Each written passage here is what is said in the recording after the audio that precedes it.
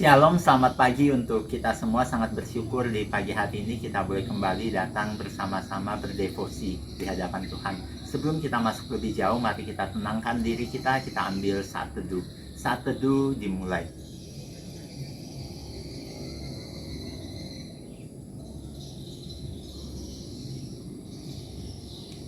Saat teduh selesai. Saat ini kita mau bersama-sama, kita mau nyanyikan satu pujian, yaitu Aku Percaya. Tiada yang seperti Engkau, begitu mengasihiku. Kau Tuhan sanggup menjawab semua seru doaku. Tiada yang seperti Engkau, begitu mengasihiku. Kau Tuhan sanggup melawan seluruh kehidupanku. Aku percaya Tuhanku ajaib, Kau turun tangan memulihkanku. Aku percaya Tuhanku dahsyat, Kau turun tangan memberkatiku. Mari kita berdoa.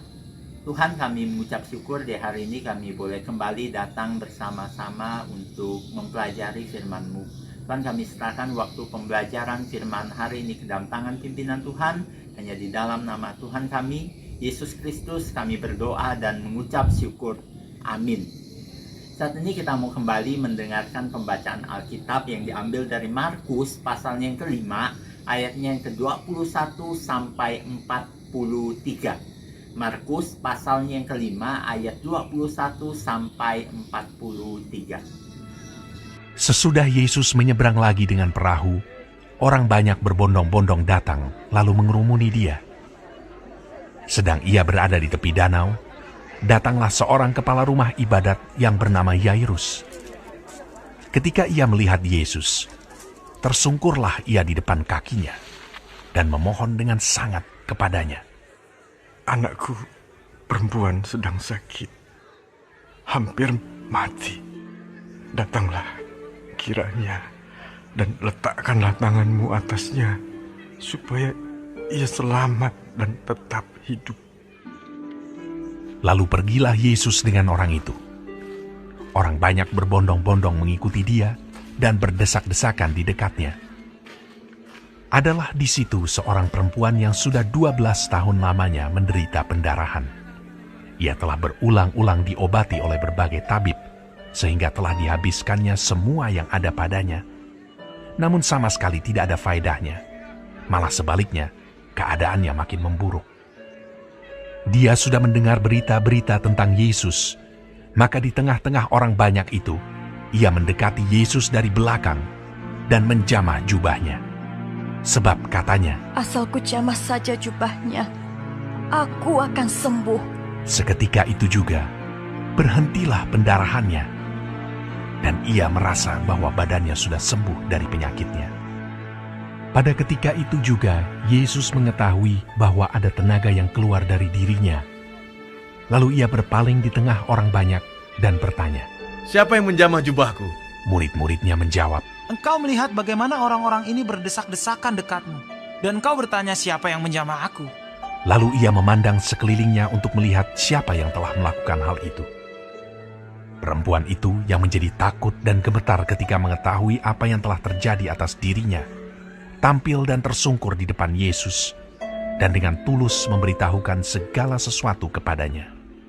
Maka katanya kepada perempuan itu, "Hai anakku, imanmu telah menyelamatkan engkau. Pergilah dengan selamat dan sembuhlah dari penyakitmu." Ketika Yesus masih berbicara, datanglah orang dari keluarga kepala rumah ibadat itu dan berkata, anakmu sudah mati. Apa perlunya lagi engkau menyusah-nyusahkan guru? Tetapi Yesus tidak menghiraukan perkataan mereka dan berkata kepada kepala rumah ibadat, Jangan takut, percaya saja. Lalu Yesus tidak memperbolehkan seorang pun ikut serta, kecuali Petrus, Yakobus, dan Yohanes, saudara Yakobus. Mereka tiba di rumah kepala rumah ibadat, dan di sana dilihatnya orang-orang ribut, menangis, dan meratap dengan suara nyaring. Sesudah ia masuk, ia berkata kepada orang-orang itu, Mengapa kamu ribut dan menangis? Anak ini tidak mati, tetapi tidur. Tetapi mereka menertawakan dia. Maka diusirnya semua orang itu. Lalu dibawanya ayah dan ibu anak itu, dan mereka yang bersama-sama dengan dia, masuk ke kamar anak itu. Lalu dipegangnya tangan anak itu.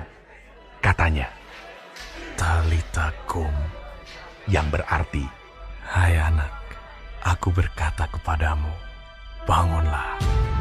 seketika itu juga anak itu bangkit berdiri dan berjalan, sebab umurnya sudah 12 tahun.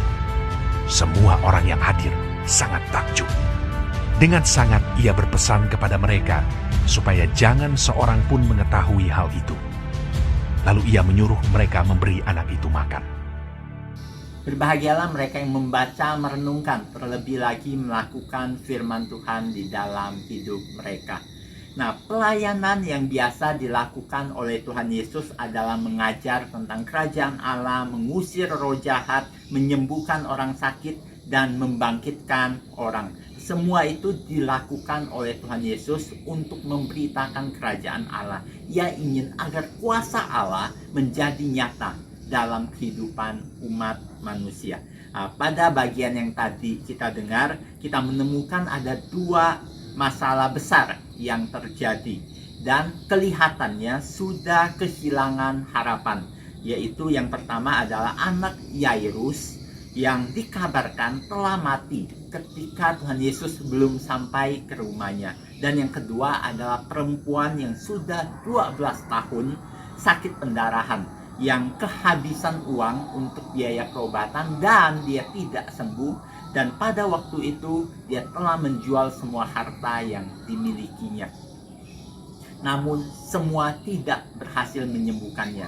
Dia jatuh miskin dan tetap sakit pendarahan. Dua masalah ini adalah masalah yang begitu besar yang sudah tidak ada harapan, karena tidak mungkin orang yang telah mati, seorang anak yang telah mati dapat bangkit kembali. Dan yang kedua adalah seorang yang sudah pendarahan 12 tahun, kehabisan uang, dan dijauhi oleh semua orang karena sakit pendarahan dianggap najis pada waktu itu. Namun kita lihat dalam pembacaan tadi, ada sesuatu yang luar biasa terjadi. Mereka yang sebenarnya sudah tidak memiliki pengharapan ini tetap percaya bahwa Tuhan Yesus dapat menolong mereka. Dan akhirnya benar, iman mereka menyelamatkan mereka. Anak Yairus yang telah mati itu bangkit, dan wanita yang sakit pendarahan selama 12 tahun ini sembuh dari sakitnya. Mereka yang awalnya sudah kehilangan pengharapan memperoleh selamat di dalam iman kepada Yesus Kristus. Bukankah dua orang yang telah kehilangan harapan ini adalah gambaran dari kita semua? Manusia yang telah jatuh ke dalam dosa. Kita ada orang-orang yang sudah tidak berpengharapan, namun kembali mendapat pengharapan ketika kita percaya kepada Kristus. Iman percaya kepada Kristus menghadirkan pengharapan untuk seseorang yang sebenarnya sudah tidak berpengharapan. Ketika kita percaya kepada Kristus, pengharapan itu kembali hadir. Nah, ini adalah sesuatu yang sangat layak untuk kita syukuri, karena percaya kepadanya kita memperoleh pengharapan. Kiranya Tuhan memberkati kita semua. Mari kita berdoa. Tuhan, kami mengucap syukur di hari ini kami kembali melihat bahwa ketika kami percaya kepadamu ada pengharapan yang kami rasakan. Kami bersyukur atas itu Tuhan. Tuhan, bantu kami di dalam hidup kami. Kami boleh terus percaya kepadamu, bahwa Engkau ada Allah yang dapat kami andalkan. Engkau Allah yang menghadirkan pengharapan. Terima kasih Tuhan, segala puji, segala hormat kami naikkan kepadamu.